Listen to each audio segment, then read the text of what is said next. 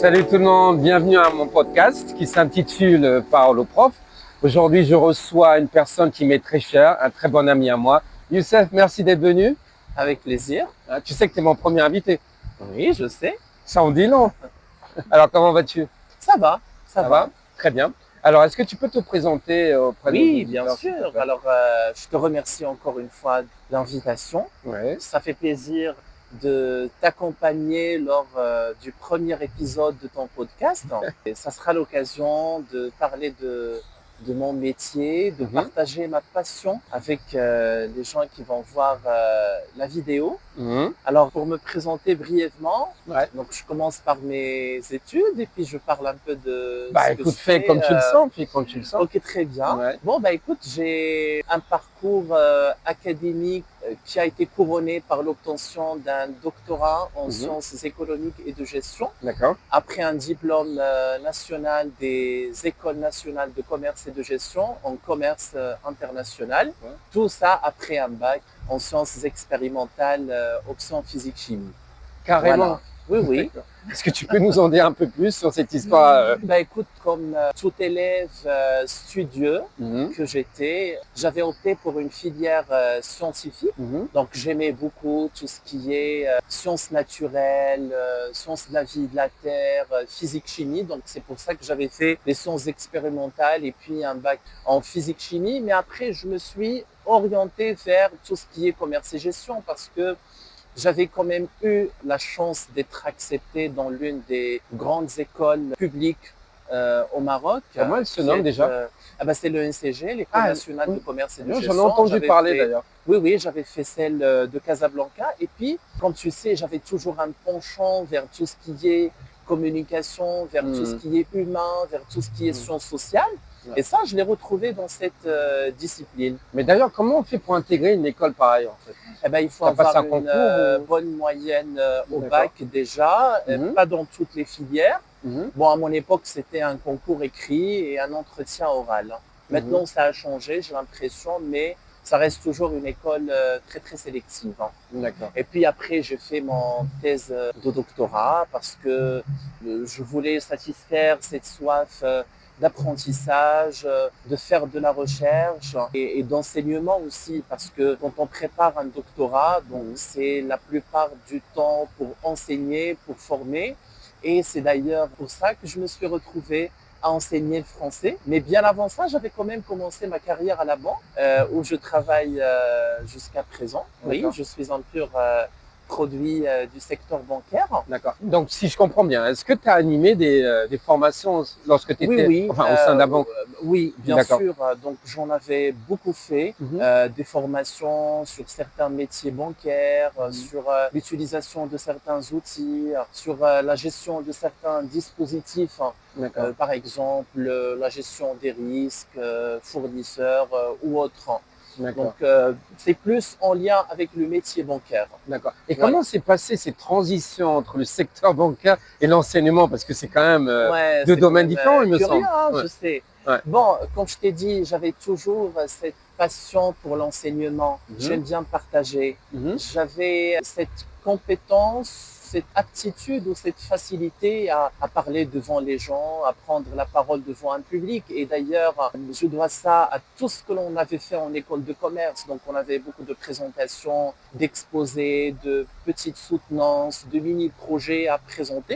Et quand on est en commerce, en gestion, quand on travaille en entreprise, c'est obligatoire. Donc, c'est pour ça que je me suis orienté un peu vers l'enseignement. Et puis, la formation que j'avais toujours faite à la banque. Et donc, tout ça, j'ai voulu le concrétiser. Au début, je visais peut-être l'enseignement dans le supérieur. Je l'ai fait aussi, mais en tant que prof vacataire, surtout quand je faisais ma thèse de doctorat, parce que c'était parmi les obligations qu'il fallait remplir. Et puis, plutôt la question qu'il faudrait se poser, c'est comment je me suis retrouvé à enseigner le français. Pourtant, je ne suis ni littéraire, ni linguiste de base, mais parce que c'est quelque chose que j'adore. La langue française, c'est quelque chose qui m'inspire. C'est ma deuxième langue. Je l'ai toujours pratiqué et j'ai toujours trouvé ça très glamour de l'enseigner, hein, parce qu'en même temps, je sais que c'est pas quelque chose de facile. Je On comprends. a beaucoup de complexes au Maroc chez beaucoup de personnes par rapport à ça. Mhm. Et puis, je voulais contribuer à y remédier et je crois que je suis sur la bonne voie. Parfait. Alors, dis-moi, Youssef, est-ce que Mm. tu te souviens du premier jour où tu t'es retrouvé à enseigner le français? Oui, bien Ah, sûr. Et peux-tu nous c'était, raconter un petit peu ouais, comment ouais, ça s'est ouais, passé? ouais, parce que ça reste mémorable. D'ailleurs, D'accord. c'était le premier jour. On avait fait connaissance, toi et moi. Effectivement, ouais, je m'en Voilà, donc souviens d'ailleurs. je ne croyais pas qu'on allait devenir aussi potes et aussi proches, hein. Ouais. Et ben, c'était dans enfin, l'établissement où on travaille jusqu'à présent, toi et moi, en tant que prof de français langue étrangère. Ouais. Et c'était avec une classe, si tu te rappelles bien, une classe internationale. D'accord. De niveau un peu débutant. D'accord. Et c'était Est-ce que tu peux nous pas expliquer ce que ça veut, ce que signifie le mot classe internationale? alors, une classe internationale, c'est une classe où Mhm. il n'y aurait que des internationaux, que D'accord. des étrangers, que des Mhm. non-marocains, parce que Mhm. quand même, ils ont des spécificités, des particularités par Mhm. rapport à l'apprentissage du français langue étrangère qu'il faudrait respecter par rapport à une classe Mhm. de Marocains. Ouais. Parce que nous, on connaît quand même le français, on a toujours été en contact de la langue française, Mhm. même pour les débutants, hein, ne serait-ce que quelques mots qui font partie aussi de notre langue maternelle, notre arabe marocain dialectal, alors qu'un étranger, il n'a vraiment aucune référence francophone. Ouais. Encore plus des étrangers qui parlent des langues qui ne ressemblent pas du tout au français ou qui ne sont pas d'origine latine. Mhm. Bon, je dirais le russe, l'allemand, le mandarin D'ailleurs, ou dans ta encore classe, quelle nationalité? il y avait un peu de tout. Ah Il y oui, avait aussi des d'accord. nationalités arabes qui D'accord. parlaient ni français ni anglais. Mhm. Et là, quand ils parlent même pas anglais, c'est encore pire parce que c'est vrai qu'on est en classe de français, mais on peut introduire quand même un interlangue, une Mhm. langue qui va nous permettre de se comprendre. Oui, donc c'était pas une vraie partie de plaisir, hein, côté difficulté, mais c'est vrai D'accord. que c'était un réel plaisir de démarrer ma collaboration avec cet établissement Mhm. de cette façon. Donc D'accord. j'ai senti qu'on avait vraiment fait confiance en moi parce que c'est une classe tellement particulière qu'on n'attribue pas à n'importe qui, encore plus en tant que première expérience avec l'établissement. J'imagine.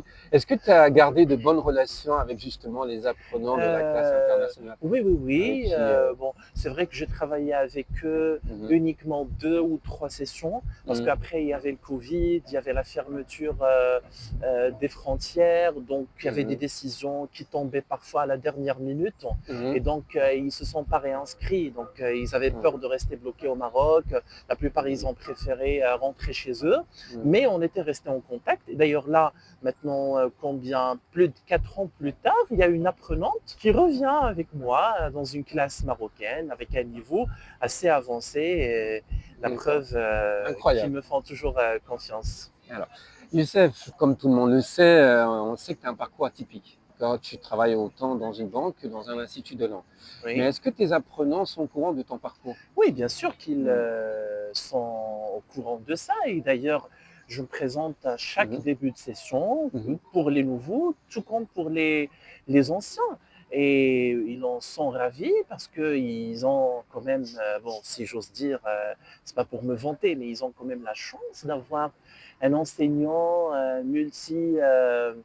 comment dirais-je, compétences, qui a des compétences un peu partout, il sait faire beaucoup de choses, et puis je leur apporte mon aide aussi bien pour l'apprentissage du français, pour la communication.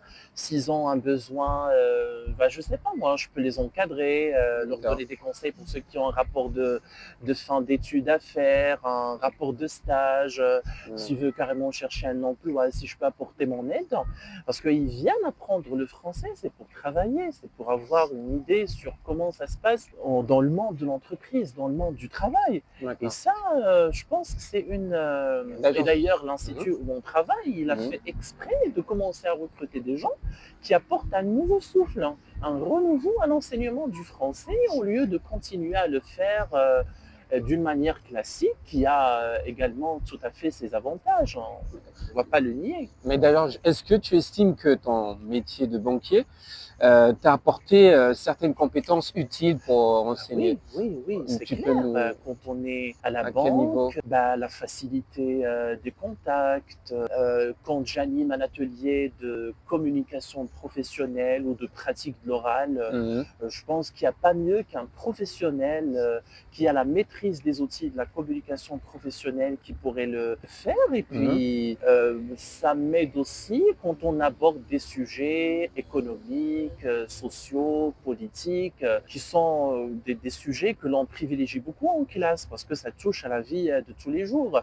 Et ça, c'est des sujets que je maîtrise grâce à mon travail à la banque, grâce à mes études en école de commerce et grâce à mon doctorat en économie et sciences sociales. Alors, je sais, je suis très curieux de savoir comment ça se passe dans tes cours. Alors, Ça se raconte-nous passe par très bien, exemple oui, bah, tu j'imagine, sais, j'ai eu tu beaucoup de sais retours de bien. tes Mhm, apprenants, effectivement. mhm. Peux-tu nous raconter un peu comment tu t'y prends pour la première séance? Comment ça se passe? Alors la première séance, Mhm. c'est ce que l'on appelle une séance zéro, D'accord, durant laquelle on fait des activités brise-glace. d'accord. Surtout quand tu as des Alors, peux-tu nouveaux nous dire un petit peu ce apprenants. que c'est des activités Oui, brise-glace? oui. Alors, c'est des activités, D'accord. ou ce sont des activités Mhm. qui, comme leur nom l'indique, Mhm. servent à casser cette glace ou cette barrière Mhm. qu'il peut y avoir entre les apprenants et l'enseignant, Mhm. et puis entre les apprenants eux-mêmes.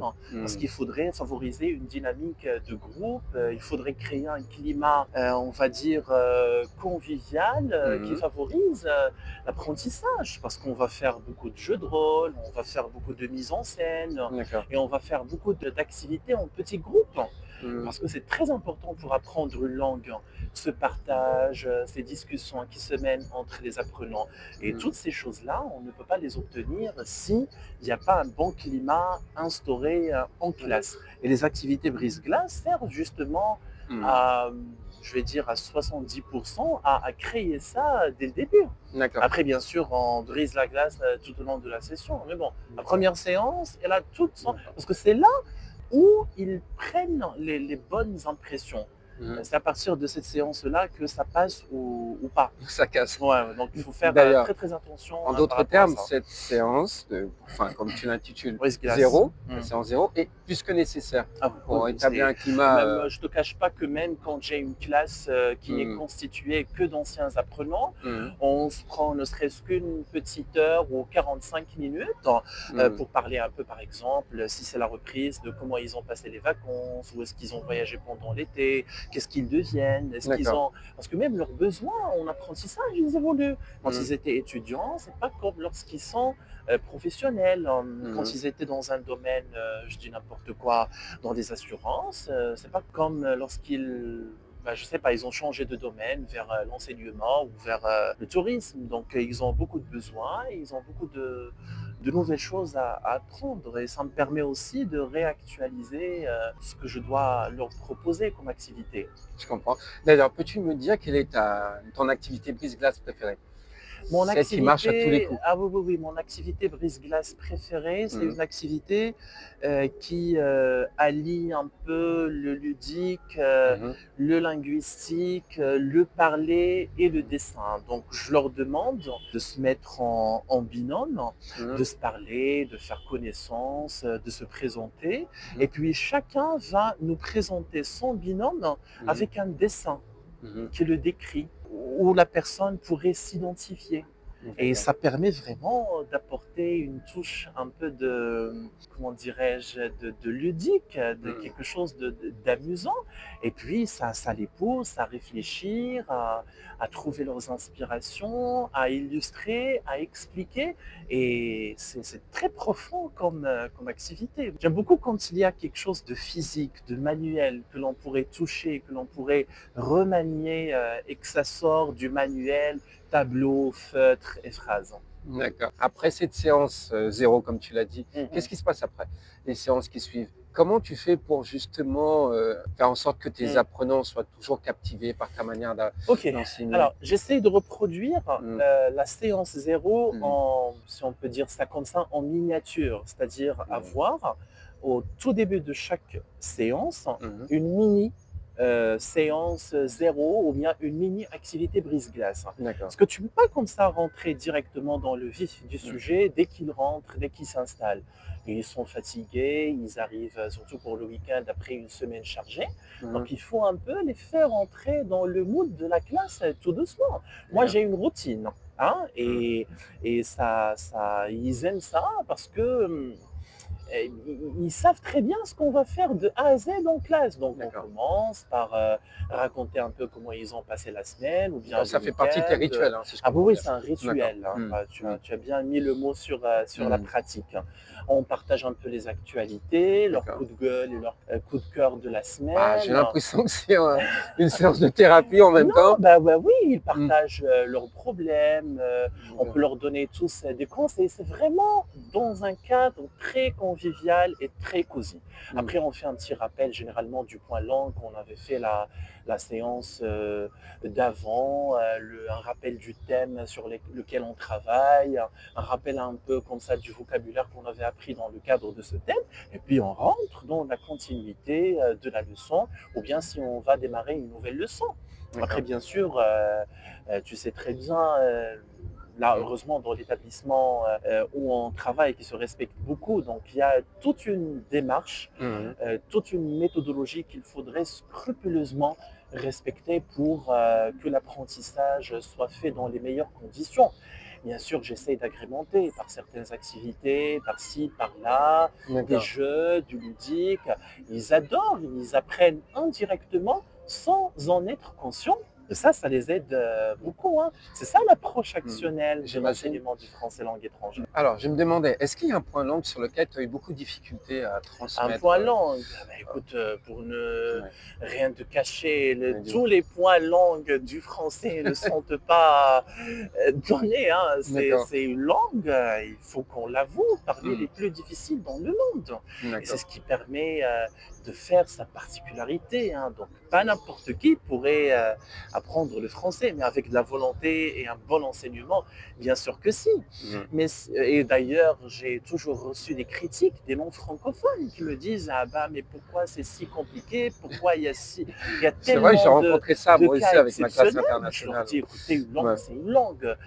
C'est vrai qu'il y a une logique, il y a des règles, mais parfois, je le sais, il n'y a pas de logique. Hein. Comme le verbe, quelqu'un m'avait dit, bon moi je connais qu'il y a parfois c'est difficile de leur démontrer la logique, donc je me contente de la règle, à part avec les niveaux avancés, mais quelqu'un, il m'avait dit, pourquoi si on conjugue le verbe apparaître au passé composé ou dans les temps composés avec l'auxiliaire être, et bien logiquement, même le verbe disparaître, ça doit être le cas, alors que le verbe disparaître, donc ça et comment tu as répondu à cette question? Écoute, moi j'avais la réponse, parfois non. Mais j'ai dit, écoutez, entre nous, je n'ai pas trouvé de réponse, mais j'ai essayé quand même de répondre indirectement. Il fallait les rassurer, il fallait les mettre à l'aise, en leur disant, voilà, on a cette logique de la maison qui nous aide à retenir les verbes qui se conjuguent avec être, qui ne sont pas très nombreux, etc. Bon, s'il y a un point langue sur lequel toutes mes classes s'accordent, c'est le pronom don, D-O-N-T, qui reste le pronom le plus complexe à utiliser. Oui, je te l'accorde. Non, il y a beaucoup de... Mais d'ailleurs, justement... peut-être ça, tu vas partager mon avis, c'est l'accord de l'auxiliaire, l'accord du participe passé, avec l'auxiliaire pour les verbes pronominaux. Ouais. Pourquoi quand on dit « je me suis lavé », si c'est une fille qui parle, ça s'accorde. Et ce n'est pas le cas quand la même fille dit « je me suis lavé le visage ».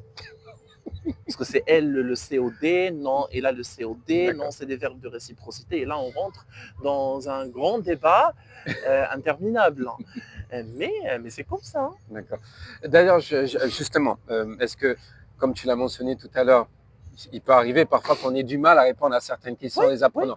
Est-ce que ce détail-là peut nous décrédibiliser auprès du public, des apprenants? Non, il n'a pas à nous décrédibiliser. Et comment tu fais justement pour te sortir de cette situation? Parce que c'est délicat quand même. Personne ne détient la vérité absolue. Hein. Personne ne sait tout. Hein. Ça n'existe pas. Et celui qui le prétend, c'est lui qui doit être décrédibilisé, non pas le contraire. Ouais, alors, j'ai du mal à prononcer ce mot. Décrédibiliser. Oui, parfois on se dit, je leur dis, écoutez, je vais voir, je vais chercher, on pourrait demander ensemble, et puis on apprend. Mais moi, j'apprends d'eux, ils apprennent de moi, on co-construit quelque chose dont on va servir dans le futur.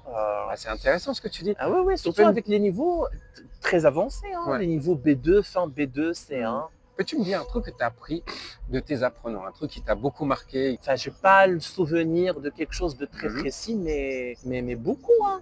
Peut-être pas forcément en langue, mais ils m'apprennent des choses comme ça dans le quotidien. Tu sais, maintenant, moi, je suis quand même un peu moins jeune que certains jeunes dans la vingtaine. Ils m'apprennent un peu la technologie, comment, tiens, la dernière fois, on avait créé un groupe WhatsApp, et moi, vieux que je le suis, donc je note les noms. T'as encore la fleur de l'âge.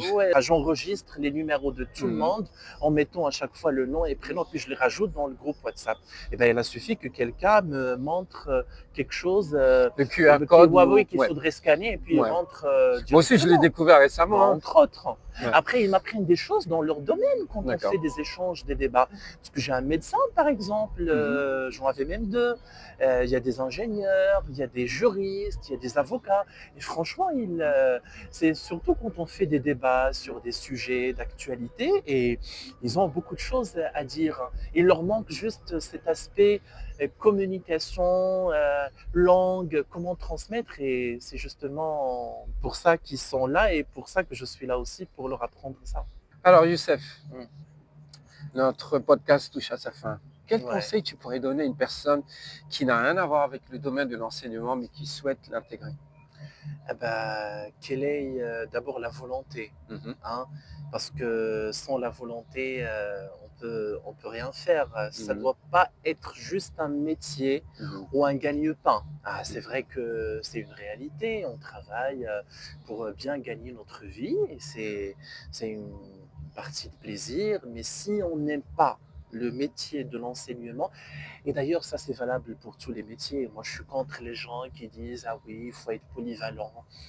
Non, on ne peut pas être bon vraiment et excellent partout, parce que pour enseigner il ne suffit pas d'être bon, et il faudrait vraiment être excellent, et ça on ne peut l'être que si l'on aime notre métier et qu'on a une vraie volonté d'y apporter quelque chose de nouveau.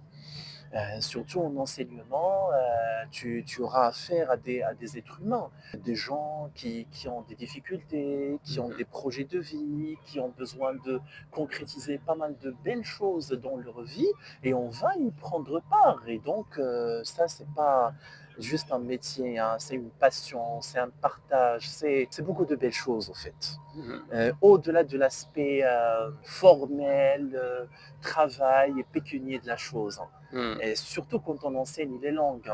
Les langues, c'est pas comme des matières techniques ou des mathématiques. Tu viens, tu expliques ta leçon et puis tu pars. Surtout là où on travaille, où on a carrément une obligation de résultat. Tu sais, des gens qui viennent pour passer, par exemple, leur TCF, leur TEF, etc. C'est des gens qui ont envie de concrétiser des projets. Donc, ils viennent avec des motivations, avec des complexes, et il faut faire avec. Et si on n'a pas la capacité, on n'a pas la compétence qu'on peut développer, bien évidemment, on ne pourra pas aller plus loin. Comme tu l'avais dit tout à l'heure, il faut faire le psy, il faut faire le coach, il faut faire celui qui accompagne. Voilà, donc c'est beaucoup de choses, et c'est mon conseil que je donne aux gens qui veulent faire ce métier. Youssef, merci encore. Avec plaisir. Écoute, j'espère merci à toi de l'invitation, de la confiance, et puis voilà quoi. À très bientôt. Au revoir. À la prochaine. Drinking with your vibe.